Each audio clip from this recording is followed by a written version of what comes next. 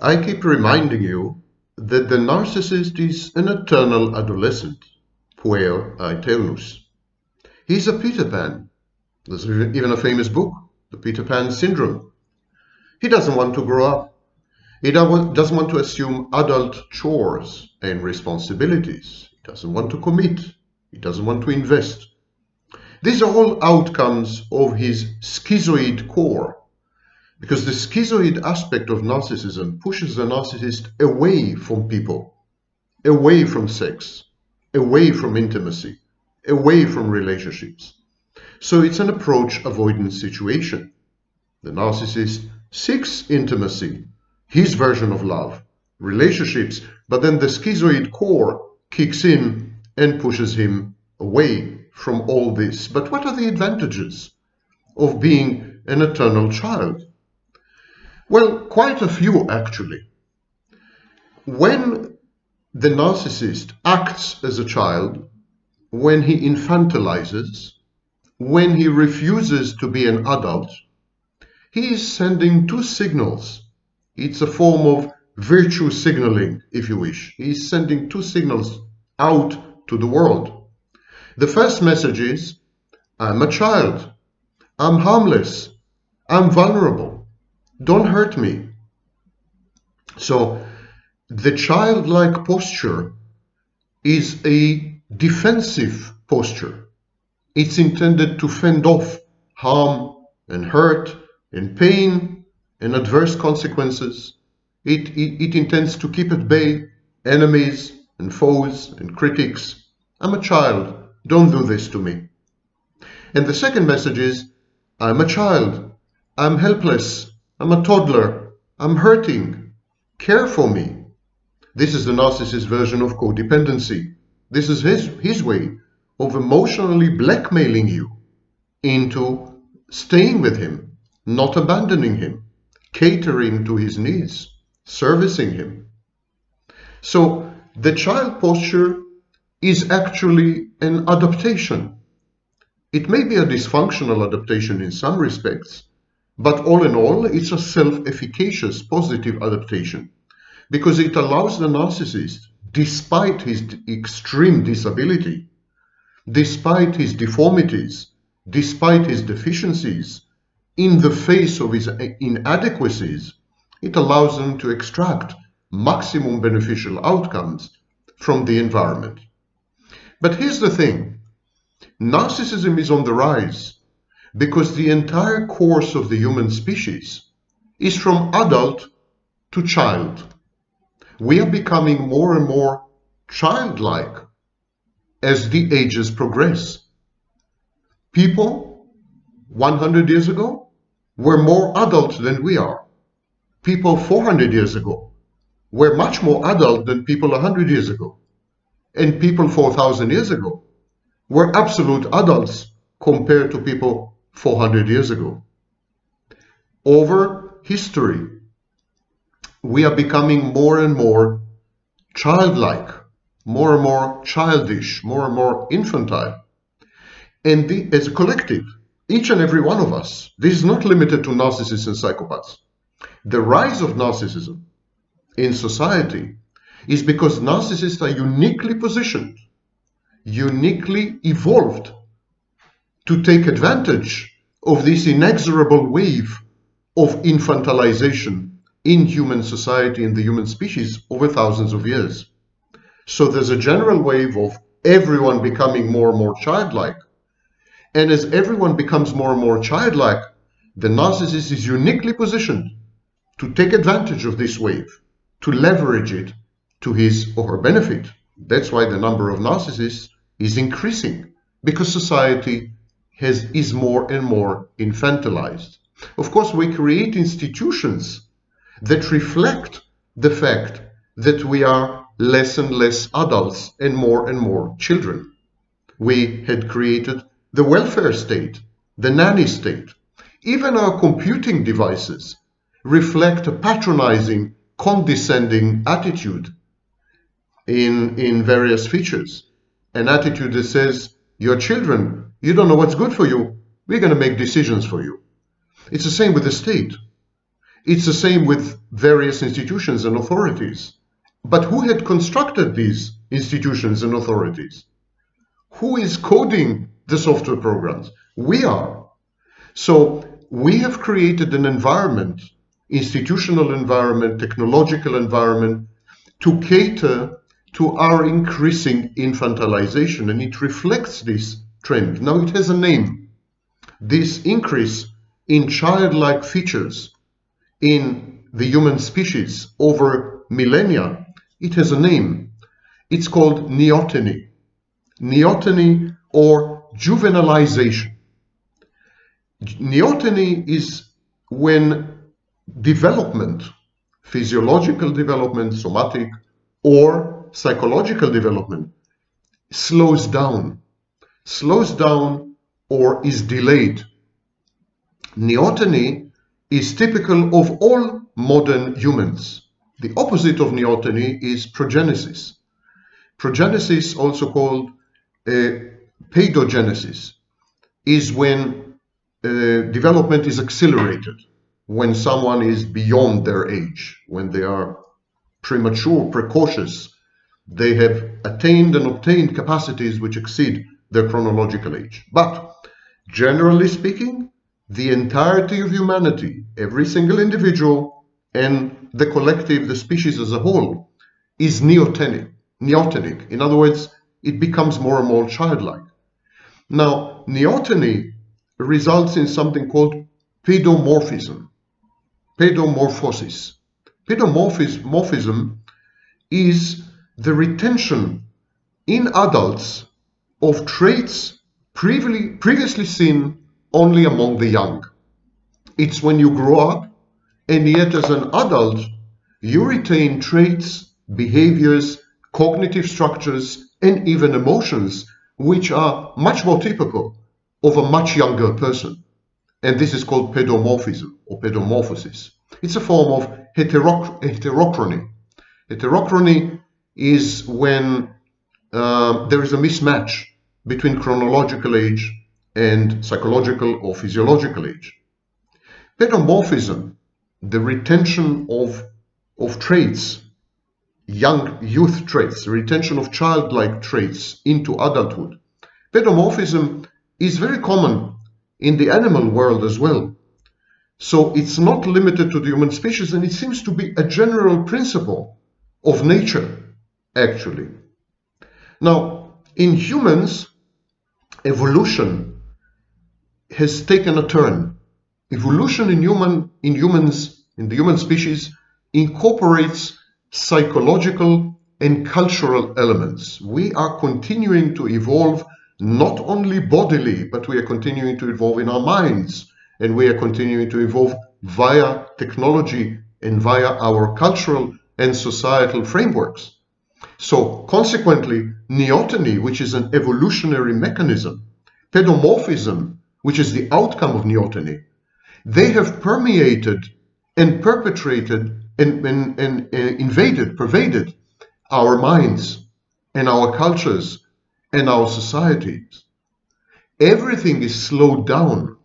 Everything regresses. Everything becomes more and more childlike, more and more infantile. Everything is neotenic.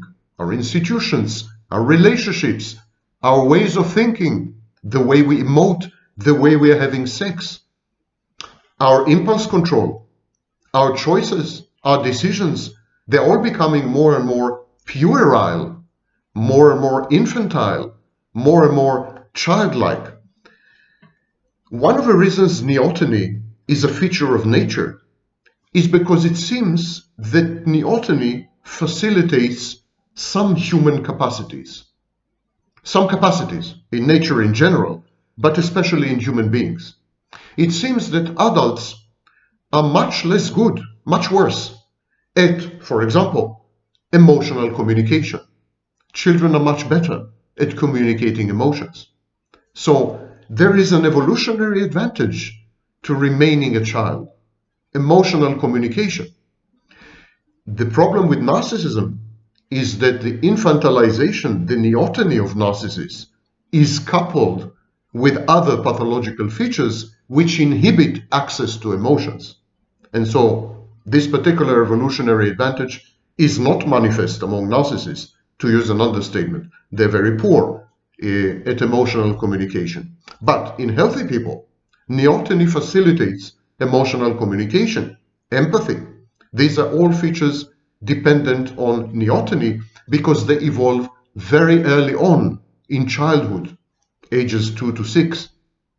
And so retaining childlike features enables people to tap into childhood capacities, childhood traits, childhood capabilities which are lost as we grow up.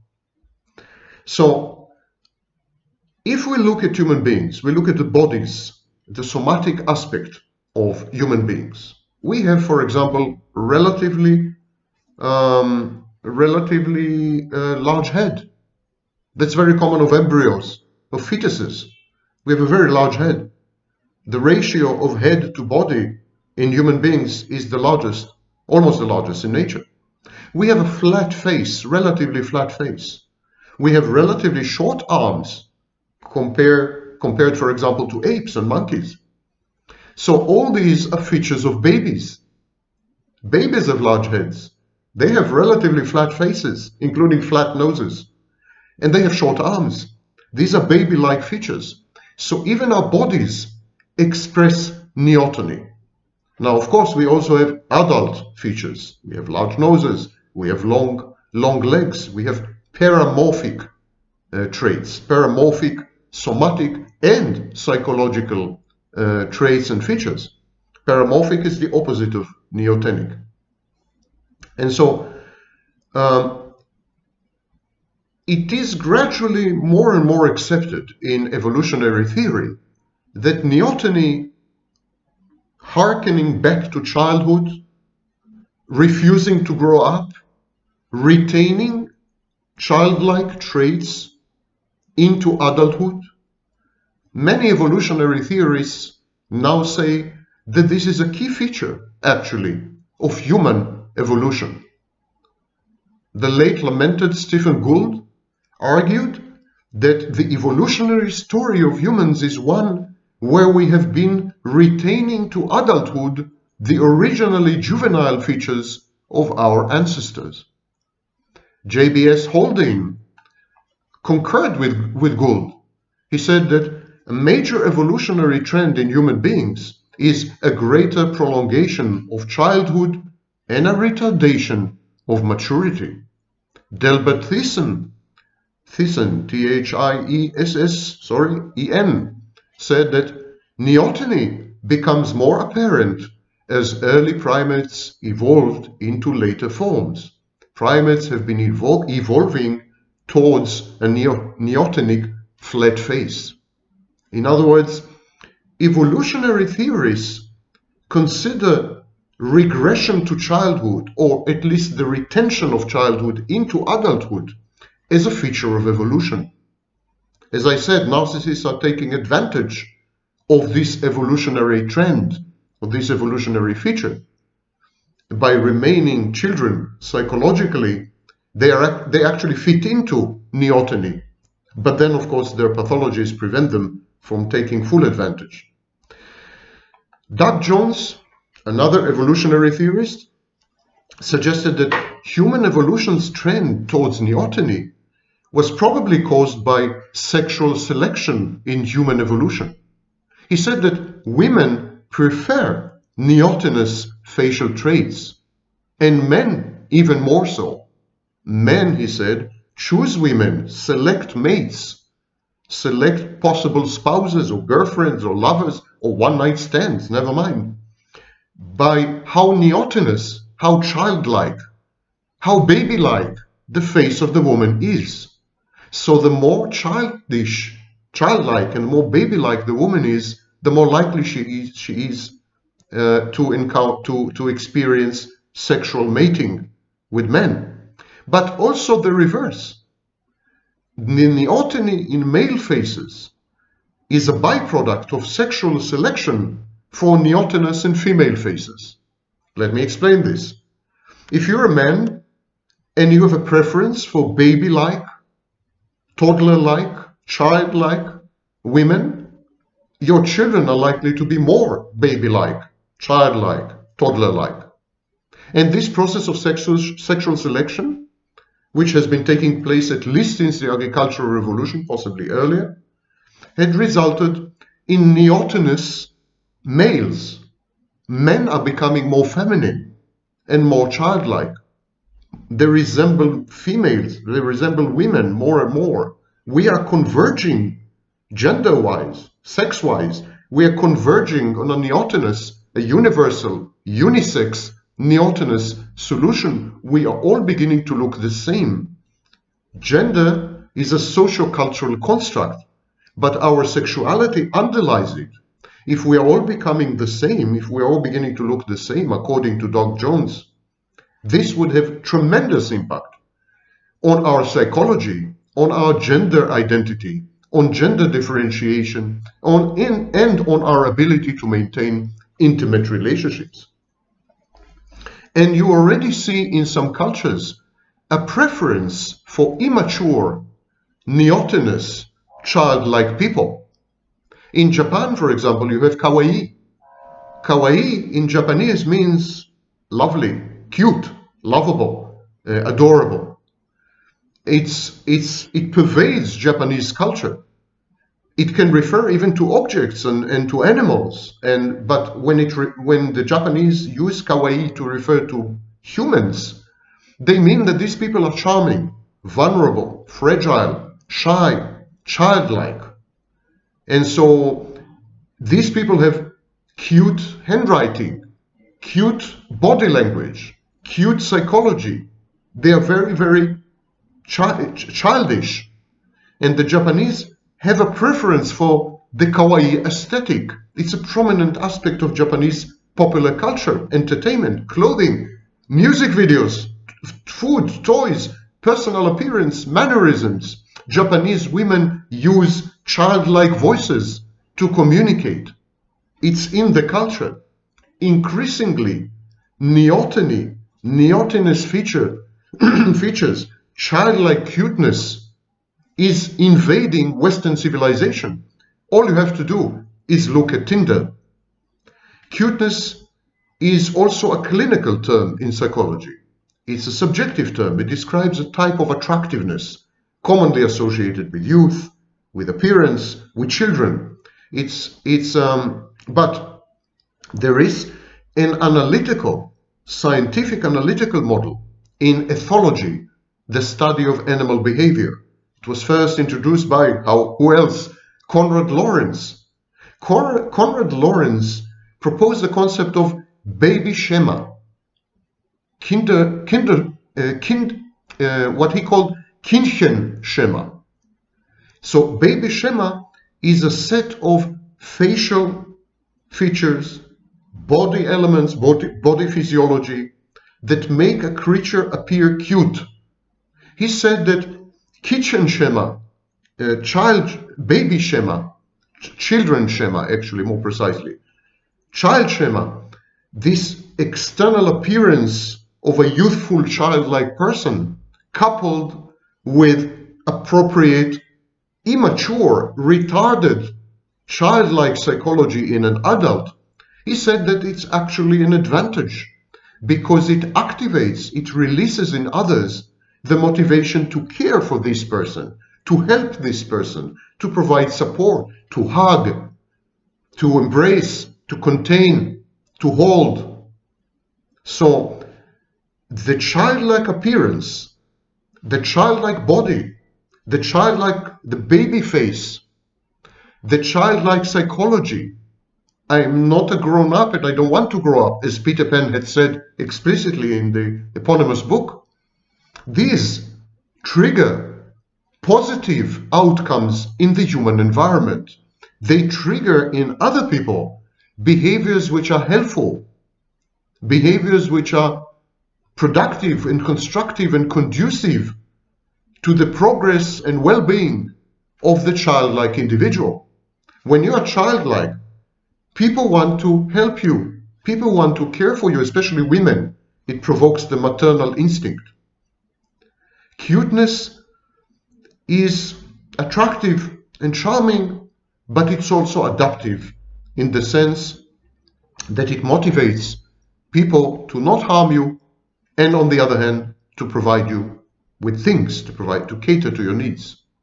And now I want to link neoteny, the preservation of childlike features and behaviors into adulthood.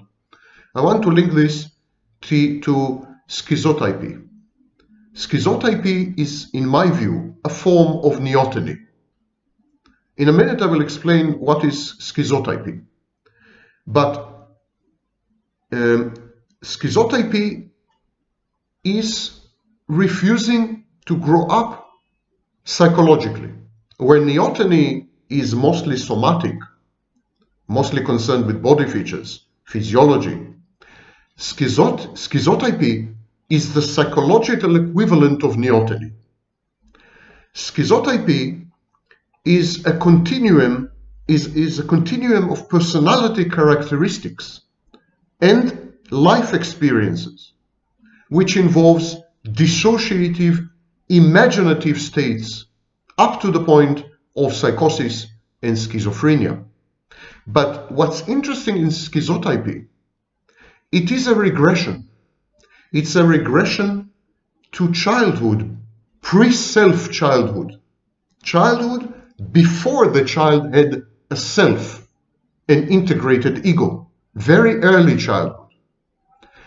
At that point, the self was not constellated, was not integrated. There was no, in Melanie Klein's language, in Guntrip's and Ferber's language, there was no integrated ego, libidinal or anti-libidinal, or any kind of ego.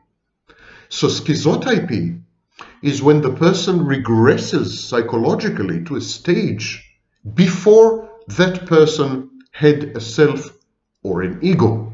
Of course, schizotypy is most common among people who don't have a self or an ego to start with. For example, narcissists, borderlines, paranoids possibly, schizoids definitely.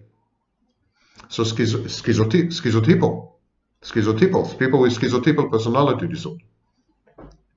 So we are beginning to see that schizotypy is a regression to childhood, a regression to extremely early childhood, where boundaries are not formed yet, or are very fuzzy and unclear, and when there is a massive confusion between external and internal object, there is no real perception of the world out there as a separate entity, as a separate environment, but there is a kind of flow and flux between internal and external, so that the boundaries, the fuzzy boundaries, are made even fuzzier, and the person either absorbs the world in a process called hyperreflexivity, or confuses internal and external objects in a process called psychosis, or confuses external for internal objects in a process called narcissism.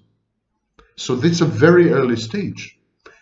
Interestingly, this regression to pre-self childhood, where there's no constellated self, where there's confusion of internal and external objects, fuzzy boundaries, this regression enhances creativity and imagination. As our civilization places emphasis and value added on creativity, creative efforts, works of art, imagination, the need to deploy creativity in a variety of daily settings, as creativity becomes the predominant mode of relating to the environment and managing one's life, the more creativity becomes the pivot of modern life and postmodern society, the more we are incentivized as individuals to regress to childhood, because children are much more creative and imaginative than adults. By regressing to a pre-self state, by blurring our boundaries, making them fuzzy, by beginning to confuse internal and external objects, we become much more creative. We let loose our imagination, and then we are better adapted to cope in a postmodern environment. So our civilization incentivizes us to become children. And people infantilize their behaviors.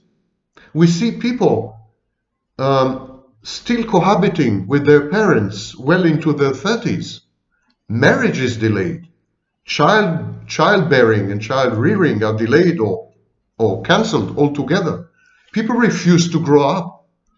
They refuse to assume adult accountability, responsibility, and chores. They insist to remain children because remaining children is increasingly more adaptive. It's increasingly a very good, reasonable choice. So they choose neoteny. They try to babyfy. They try to infantilize themselves. They choose neoteny. And on the other hand, they choose schizotypy, even if they are not schizotypal, even if they don't have pathological schizotypy. Schizotypy becomes a lifestyle choice, becomes a personal style, becomes a kind of conformity asset, becomes a form of virtue signaling. So schizotypy is in vogue. It's in fashion. To remind you, schizotypy is a set of characteristics, personality characteristics and experiences which involves dissociation, imaginative states, creativity, and so on and so forth. In schizotypy, we have a continuum.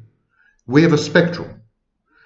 Prior to the conception of schizotypy, we used to think that people are either or. Either they're totally normal, or they're totally schizotypal or schizophrenic. So they were either psychotic or they were normal or neurotic. So they were like categorical divisions. And that is the fault, of course, of Kraepelin and of Sigmund Freud. Later on, we began to have a kind of more nuanced approach, starting, I would say, in the 60s. We began to have a more nuanced approach. There were outliers and dissidents and free thinkers like R.D. Laing, which were way out of the mainstream. But there were people who were mainstream scholars, such as Hans Eysenck.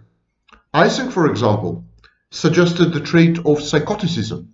He said that there are three traits that define every person, and they are psychoticism, extroversion, and neuroticism. So he had a model of personality, and one of the elements was psychoticism. And it was very similar to Telegen's constraint factor in his three-factor model of personality. Psychoticism was an agglomerate, was a constellation of traits. It included, for example, impulsivity and sensation seeking, what we call today novelty seeking. And these were divided to even more specific traits. For example, you could have narrow impulsivity, which is unthinking responsivity. You could have risk-taking, you could have non-planning, you can have liveliness, you can have reactance, etc., etc. So psychoticism was not one trait, but a family of traits. Sensation seeking was one of them. So Eysenck was the one who introduced the idea, which was later verified and confirmed in quite a few studies, that psychoticism must be somehow connected to creativity. I will not go into the reasons right now, although it's a fascinating topic in itself, and I advise you to watch my video on the connection between art and narcissism. But here we have a situation where we started 130, 140 years ago believing that people are either healthy or psychotic. And then within the healthy group, we started to think of people who are totally healthy and people who are neurotic, but they're still not psychotic. And then there were all kinds of middle of the way scholars who tried to find interstitial, the seams between psychosis and normality. And so, for example, Kernberg came with the idea of borderline. Borderline personality disorder is on the verge of psychosis, but is not psychotic.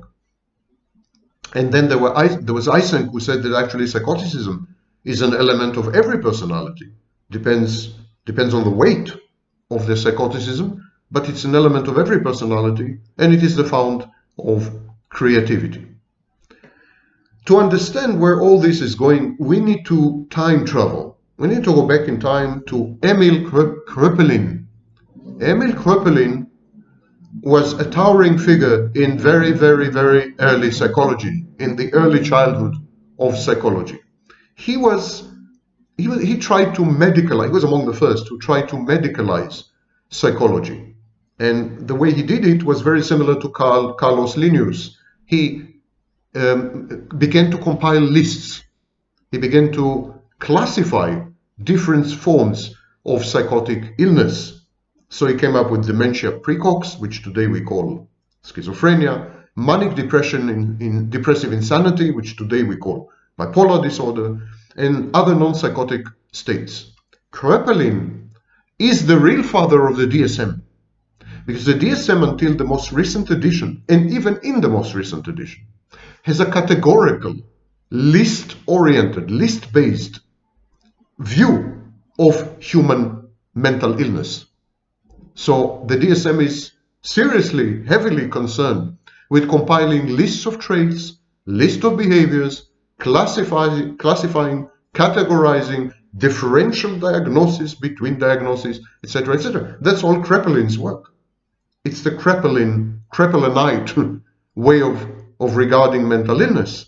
At the same time, there was another guy, Eugen Bleuler, which I consider even greater than Sigmund Freud. An obscure, forgotten figure because Freud was much better at public relations. So Eugen Bleuler, who literally was the father of most language used in modern psychiatry. He coined the word schizophrenia, he coined the word autism. I mean, Bleuler was a giant, was a genius. Bleuler did not agree with Kraepelin. He said that the separation between sanity and madness, it's a degree, it's a question of degree. He said that madness, psychosis, was just an extreme expression of thoughts and behaviors that are present in varying degrees throughout the population. He said everyone is a little mad, and then a little more mad, and then we have mad people. So he said psychosis is simply taking things to extreme, but all the elements of psychosis exist in healthy people. That was the spectrum approach, which is now gradually being adopted in the Diagnostic and Statistical Manual, edition 5, when it comes to personality disorders. Everything is on a spectrum. And then you had Eysenck and you had Gordon Claridge, and they had adopted Bleuler's approach, and they tried to construct a personality theory which was dimensional, where cognitive and behavioral variations are smeared across a whole spectrum. And so we can find psychotic elements, narcissistic elements, neurotic elements in totally otherwise healthy people. Claridge was the one who named his concept of schizotypal spectrum, schizotypy. It's his invention. He coined the word. He studied unusual experiences in the general healthy population. And then he clustered the symptoms. And then he compared the symptoms to people diagnosed with schizophrenia. And Claridge came up with a view that the personality disorder, the personality trait of psychoticism, in its extreme form psychosis, is much more complex than anyone had thought. And he said there were 4 factors. Number 1, unusual experiences. The disposition to have unusual perceptual and other cognitive experiences, such as hallucinations, magical or superstitious belief, and interpretation of events, for example, delusions. Number 2, cognitive disorganization, a tendency for thoughts to become derailed, disorganized, or tangential. It's known as a formal thought disorder. Or word salad. Word salad is typical of psychotics, not of narcissists. A third element in psychosis, or schizotypy, the range, the spectrum of psychoticism. Yes? A third element is introverted anhedonia, a tendency to be introverted, a tendency to be emotionally flat, a tendency to have asocial behavior, schizoid actually, associated with a deficiency in the ability to feel pleasure from social and physical stimulation, including sex. The fourth element is impulsive nonconformity, the disposition, defiance, reactance, the disposition to have unstable moods and behaviors, particularly with regard to rules, authority, and social conventions. Okay, this was Claridge's view of psychoticism, and you're already beginning to see the convergence between many elements of schizotypy and many elements of narcissism and psychopathy. And as I said in previous videos, the narcissist does not have a self. He does not have an ego. And in this sense, he is schizoid. He is on the schizotypy spectrum. And as Kernberg had suggested 40 years ago, he is on the verge of psychosis, the narcissist. We will come in a minute to the psychopath. Similarly, psychopathy is much more nuanced than wannabe experts online would have us believe. It's much more nuanced. So let's summarize up to here and then continue. Neoteny is an evolutionary adaptation whereby members of a species adopt or retain childlike traits, behaviors, cognitions, emotions, and physical properties well into adulthood. It's an adaptation because it allows them to extract benefits from the environment. That's neoteny. Schizotypy is a form of neoteny. Schizotypy is the psychological equivalent of neoteny because it's a regression to a very early childhood state where there was no self, where there were no boundaries, and there was no distinction between external and internal objects. This is where we are right now. And when we discuss schizotypy, we need to think of Claridge's observations that schizotypy involves unusual experiences, cognitive disorganization, introverted anhedonia, and impulsive nonconformity. Okay.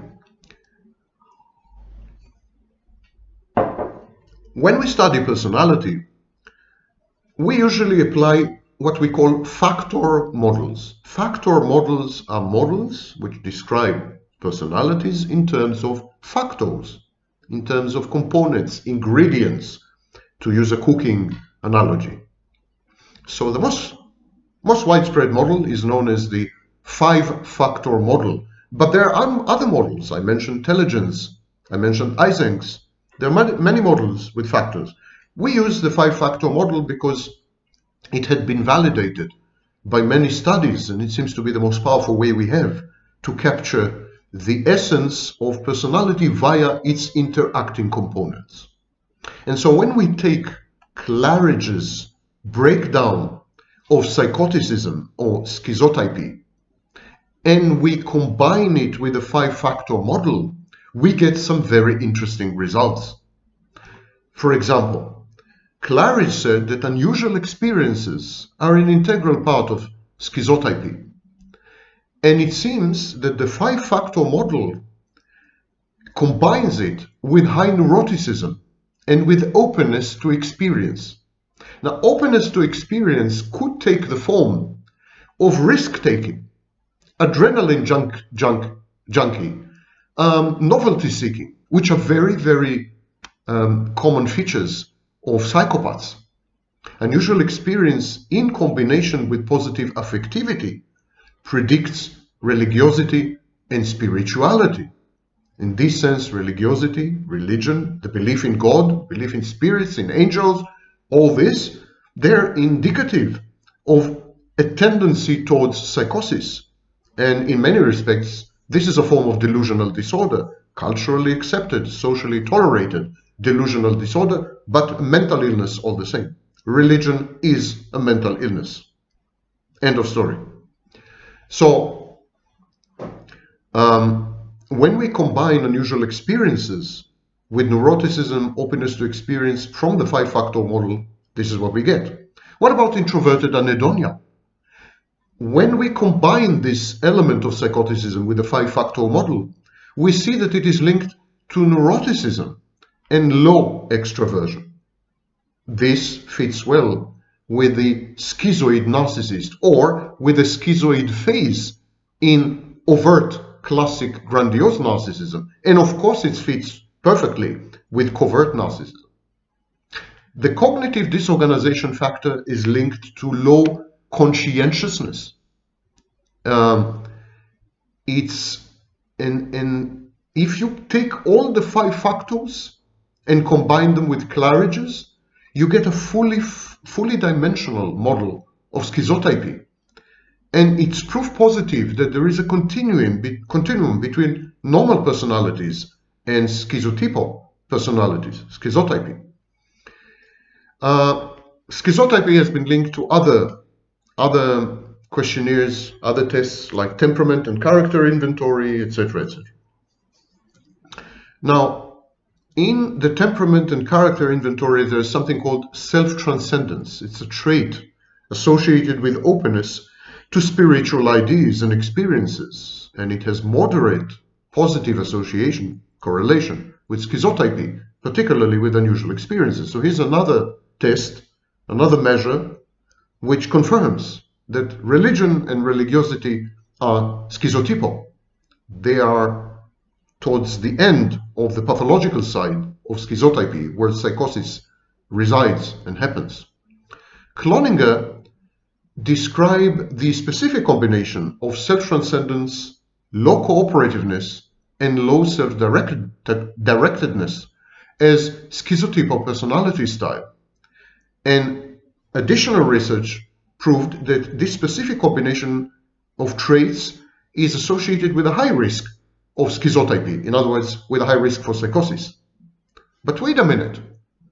When we say high self-transcendence, low cooperativeness, low self-directedness, low conscientiousness, what are we talking about? Isn't this a very good description of psychopathy? Yes, sirree. It's a good description of psychopathy. Low cooperativeness, self-directedness, combined with high self-transcendence, result in openness to odd and unusual ideas and behaviors associated intimately with a distorted perception of reality, with an impaired reality testing. And so schizotypy begins to look like a catch-all term for maladaptive, a whole range of maladaptive personality traits. And here is the interesting thing. Studies have shown that when you take schizotypy to a certain point on the spectrum, what you get is increased psychopathy, but lower narcissism. Amazing. In other words, we are beginning to see 2 types of psychopaths.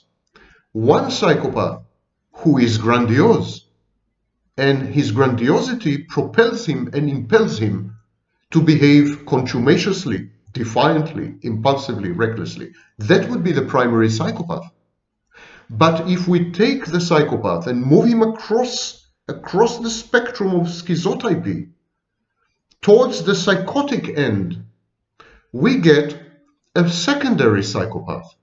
That's a psychopath with access to emotions and empathy, and a psychopath that is very low on narcissism. It's not a grandiose psychopath. That would be, for example, the borderline. Borderlines have grandiosity, but their grandiosity is not the pronounced feature of borderline. The pronounced feature of borderline is being on the verge of psychosis. Borderlines often have psychotic micro-episodes, and all the schizotypy features, including decompensation, acting out, and a transition to secondary psychopathy. This emotional dysregulation, etc., etc., they drive the borderline towards the psychotic end of the schizotypy spectrum, where we also find the secondary psychopath. Now we're beginning to understand how borderlines transition into secondary psychopathy. They're one and the same, actually. when you combine the Schizotypy model with the 5-factor model or with other inventories such as the temperament and character inventory. So this is very very interesting, because it's the first time we begin to see how all personality disorders converge within a single spectrum, which is a spectrum of schizotypy. And I'm suggesting that schizotypy's main feature is two features. And this is my standard model of personality disorders, which is actually an enhancement of the schizotypy model. I claim that schizotypy relies on two pillars: a lack of constellated and integrated self, no ego, and a blurring of internal and external objects because of failure in boundary formation. I refer you to the article by Lang, Birkas, Laszlo, and others, December 2018, in the academic journal Psychological Reports. The article is titled "Schizotypal Traits and the Dark Triad from an ecological perspective." Schizotypal traits and the dark triad from an ecological perspective. So we are beginning to converge. We're beginning to converge, and we are beginning to see how secondary psychopathy, how covert narcissism, how narcissism itself emerge on different points along the schizotypy spectrum, along the schizotypy range. Increased borderline personality traits goes hand in hand with increased psychopathy in a single particular point on the schizotypy range. When we reach this point, suddenly there are borderline traits coupled with psychopathic traits. Okay, there is evidence that schizotypy correlates with differentially enhanced and impaired aspects of cognitive function, cognitive deficits, impaired reality testing. I keep telling you that the narcissist is no longer with us. His reality testing is shot. He has no access to reality. What he does instead, he internalizes reality. For example, he internalizes external objects in order to control them, because he's terrified of losing control, being abandoned, etc., etc. And because he has no ego and no self to guide, you need an ego, you need a self to guide, to discipline, to moderate, to modulate, to curate. There's no ego there, there's no self. So these internal objects are in constant conflict, constant fight. They are polarized. So these findings that the schizotypy correlates with cognitive dysfunctions and an impaired cognitive style, impaired reality testing, they indicate that schizotypy is positively correlated, positively associated with enhanced global processing over local processing, lower latent inhibition, attention and memory deficits, enhanced creativity and imagination, and enhanced associative thinking. Now it's easy to understand why, for example, borderlines, narcissists, and even many psychopaths prefer fantasy to reality. The fantasy defense mechanism is predominant in borderline and narcissistic personality disorders. But why? We could have asked ourselves, we can ask, there are like dozens of defense mechanisms. For example, intellectualization, rationalization, you name it, projection. Why do the narcissists in the borderline prefer fantasy? Because of what I just said. They have lower latent inhibition, which leads to impulsiveness and disempathy, lack of empathy. They have attention, not lack of empathy, but disempathy. When their impulses take over, they are less empathic. They have attention and memory deficits, but they have an enhanced creativity and imagination and enhanced associative thinking. And these are the ingredients that go into making the fantasy cake. Fantasy requires creativity, imagination, and associative thinking. Fantasy also requires a disrupted interface with reality, memory deficits, cognitive deficits, attention deficits. Fantasy and creativity rely on partial access to reality. They are compensatory. Where your access to reality is impaired, your judgment of reality is wrong, erroneous very often. Where you don't process information and data, where you filter them or repress them or reframe them, you need fantasy. Fantasy kicks in to fill in the gaps. One very well-known fantasy mechanism is confabulation. So fantasy compensates for all these elements of schizotypy. Now, some of the features in schizotypy can be diagnosed in mental illness. They're observable and discernible in mental illness. But schizotypy is not about mental illness. It's a personality theory. It's a theory of the entire personality. And it actually says that that everyone is schizotypal to this or to that extent. Schizotypy could be beneficial. Creativity, artistic achievement rely on schizotypy, unusual experiences, cognitive disorganization. Jackson came up with the concept of benign schizotypy. He said that certain classes of religious experience are forms of benign schizotypy because they solve problems. They have adaptive value. They make you feel good. They make you feel egosyntonic. They motivate you to act in certain ways and inhibit you in other ways, which are long-term beneficial. They secure beneficial outcomes from the environment. They prevent you from ending up in jail. So he said that benign schizotypy, even when it manifests in a delusional way, like religion, has adaptive value, is a positive adaptation. So schizotypy is not a bad thing. It's not a curse word. It's not like narcissism. Yeah? And narcissism is not a bad thing. We have healthy narcissism. Schizotypy, there's been a debate about the extent of schizotypy in healthy populations. And so there are basically three approaches: quasi-dimensional, dimensional, and fully dimensional. And schizotypy reflects cognitive, biological vulnerability to psychosis because of regression to early childhood, when we had no ego defense, where as children we had no ego defenses. There is no self there. And because there's no self, the entire inner internal environment is dysregulated. And it's difficult to tell the difference between out there and in here. It's difficult to reconcile internal objects. It's difficult to force them to collaborate. So schizotypy reflects vulnerability to psychosis because of the level of chaos and disorganization inside.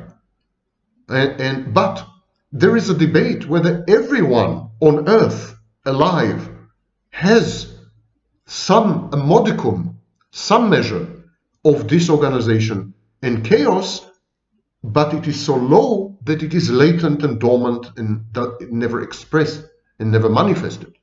Only when it is triggered by appropriate environmental events, conditions, stressors, substances like drugs, only then the disorganization and chaos manifest and express. And so susceptibility to stress, for example, would condition some people to express their schizotypy much more than other people. And we need to think. That's why I'm suggesting to reconceive personality disorders as post-traumatic conditions.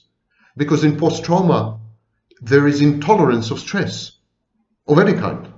Stress immediately triggers decompensation, immediately triggers acting out, immediately triggers schizotypy or schizotypal reactions.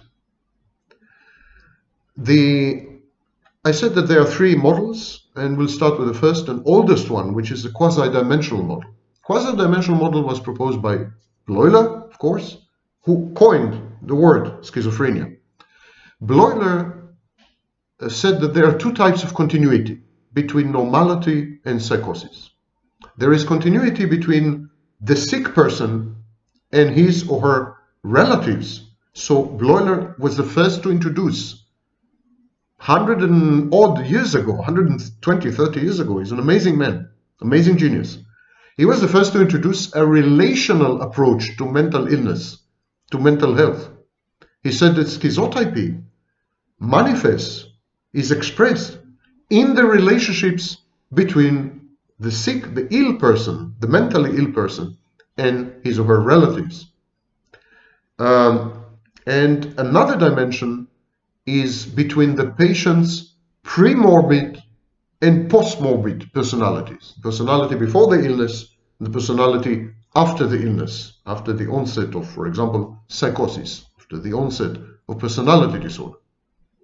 He said, if one observes the relatives of our patients, one often finds in them peculiarities which are qualitatively identical with those of the patients themselves, so that the disease appears to be only a quantitative increase of the anomalies seen in the parents and the siblings. And this is exactly how we conceive of personality disorders. We say that many personality disorders, not all, but many personality disorders, are the outcomes of early childhood environment, of abuse, of trauma, of parentifying, of breach of boundaries, of idolizing, of not allowing separation, individuation, of a dead mother, narcissistic, selfish, absent, etc. This observation is as old as Bleuler. He suggested that human environment conditions people to become ill, and therefore illness is a contextual, relational, environmental thing. I can't tell you how revolutionary this thinking was at his time, in his time. On the second point, the relationship between the personality before the illness and after the illness, Bleuler mentions peculiarities that are displayed by the patient before admission to hospital. And he said these peculiarities are premonitions. They're premonitory symptoms of the disease. There are red alerts, they're warning signs. They're at the very least are indications of a predisposition to develop the illness. And again, Bleuler was a pioneer because he had hinted at genetics when there was no genetics. He said there must be something in these patients which predisposes them to become ill. And so despite these observations of continuity, Bleuler didn't dare to go all the way. He remained committed to the disease model of psychosis and schizophrenia. And he invoked the concept of latent schizophrenia. He wrote, in the latent form of schizophrenia, we can see in a nutshell all the symptoms and all the combinations of symptoms which are present in the manifest types of the disease. The quasi-dimensional view of schizotypy, as propounded by Rado, Mihl, M-E-E-H-L, and others, they say that schizotypal symptoms represent less explicitly expressed manifestations of the underlying disease process, which is schizophrenia. Rado proposed the term schizotype to describe the person whose genetic makeup gave him or her a lifelong propensity, proclivity, predisposition to schizophrenia. The quasi-dimensional model is called quasi-dimensional because the only dimension it postulates is gradations. Gradations of severity, gradations of explicitness, gradations of manifestation in relation to the symptoms of a disease process. So the spectrum is a spectrum of quantity, not of quality. Enter the dimensional approach. Dimensional approach was a derivative of an innovation at the time in psychology, personality theory. As Western civilization and society became more and more individualized after the 1920s and 1930s, there was a reorientation of psychology from relationships, from contexts, from environment to the individual, the indivisible, the atom, the personality. And this was called the personality theory. And so personality theory and the dimensional approach to schizotypy suggested that full-blown psychotic illness is only the most extreme end of schizotypy spectrum. There is a natural continuum between people with low and high level of schizotypy. The model is associated with the work of Hans Eysenck, the aforementioned Hans Eysenck. He regarded the person exhibiting the full-blown manifestations of psychosis as simply someone occupying the extreme upper end of his psychoticism trait or dimension. And so it seems that there is some support for the dimensional model of schizotypy, because it seems that schizophrenia, schizoaffective disorder, schizoid personality disorder, schizotypal personality disorder, and I would add cluster B personality disorders, because they are all centered around the schizoid core. If you take all these, there seems to be intimate connections of gradation in quantity and in quality. In other words, both the number of manifestations increases and the intensity of the expressed trait or behavior increases, both quality and quantity.